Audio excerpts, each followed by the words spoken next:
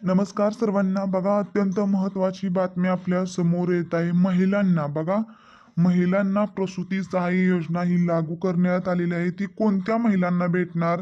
आणि बघा, एकूण ₹25,000 एवढी महिलांना जी प्रसूती रक्कम आहे ती रक्कम भेटणार आहे. नक्की ही रक्कम कोणत्या महिलांना भेटणार, कशा पद्धतीने भेटणार, त्यासाठी कागदपत्रे कोणकोणती लागणार, हे सर्व सविस्तरपणे आपण या व्हिडिओच्या माध्यमातून जाणून घेणार आहोत. त्यामुळे हा व्हिडिओ आणि ही माहिती अत्यंत महत्त्वाची आहे.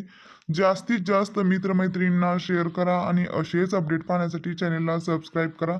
तर तुम्ही बघू शकताय बांधकाम कामगार तुम्ही पाहू शकताय बघा, सामाजिक सुरक्षा संहिता 2020च्या अनुषंगाने महाराष्ट्र इमारत व इतर बांधकाम कामगार कल्याणकारी मंडळ मुंबई अंतर्गत नोंदीत जीवित महिला बांधकाम कामगारांना प्रसूती सहाय्य योजना लागू करण्याबाबतचा हा जी आर आहे.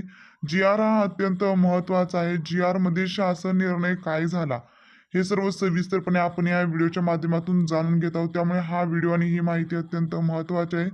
तर बघा, शासन निर्णयामध्ये काय म्हटलेलं आहे यांनी, महाराष्ट्र इमारत व इतर बांधकाम कल्याणकारी मंडळ मुंबई अंतर्गत नोंदीत जीवित सक्रिय महिला बांधकाम कामगारांना सुधारित प्रसूती सहाय्य योजना लागू करण्यास या शासन निर्णयाद्वारे मान्यता देण्यात येत आहे. या योजनेबाबतची पात्रता, निकष, वित्तीय सहाय्य आणि आवश्यक कागदपत्रे याबाबतचा गोषवारा यासोबतच्या पत्र मध्ये नमूद केलेला आहे. महाराष्ट्र इमारत व बांधकाम कल्याणकारी मंडळ मुंबई यांच्याकडे जमा होणाऱ्या उपकरामधून सदर योजनेवरील खर्च भागवण्यात यावा.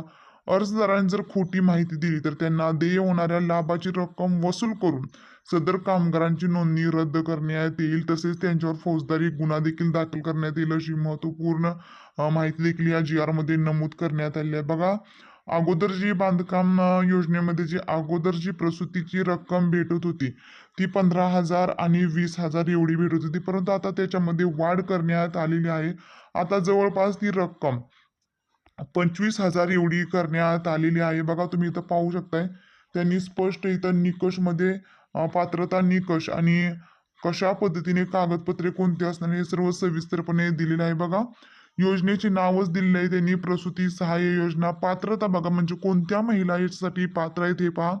नैसर्गिक शस्त्रक्रियेद्वारे प्रसूती झालेल्या ज्या महिला बांधकाम कामगारांची नोंदणी जीवित म्हणजे सक्रिय आहे असे बांधकाम कामगार या योजनेसाठी पात्र राहतील.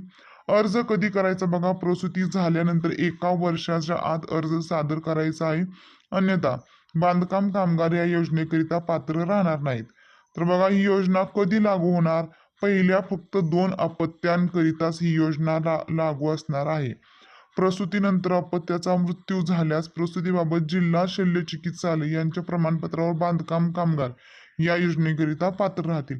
वित्तीय सहाय्य बघा, किती रक्कम भेटणार आहे? 25,000 एवढी रक्कम एक वेळेस भेटणार आहे.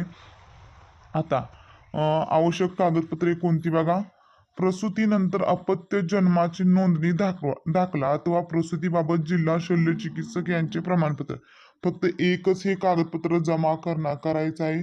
तर बघा, ही रक्कम कोणाला भेटणार? ही रक्कम भेटणार आहे बांधकाम कामगार मधील ज्या महिला आहेत त्यांना, आणि ज्यांचे बघा, बांधकाम कामगार पुरुष आणि महिला म्हणजे स्त्री आणि पुरुष जे पती पत्नी आहेत ते दोघेही असतील तरी त्या महिलेला एकदाच लाभ भेटणार आहे. जर त्या महिलेचा पती जर बांधकाम कामगार योजनेमध्ये काम करत असेल आणि त्यांचं कार्ड जर ऍक्टिव्ह असेल तर त्यांच्या पत्नीला देखील हा लाभ लागू होतोय.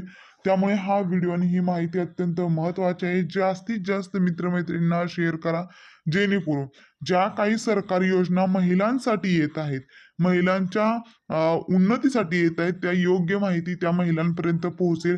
बहुतांश अशी कामगारांना ही याची माहिती नसते. त्यामुळे हा व्हिडिओ महत्वाचा आहे.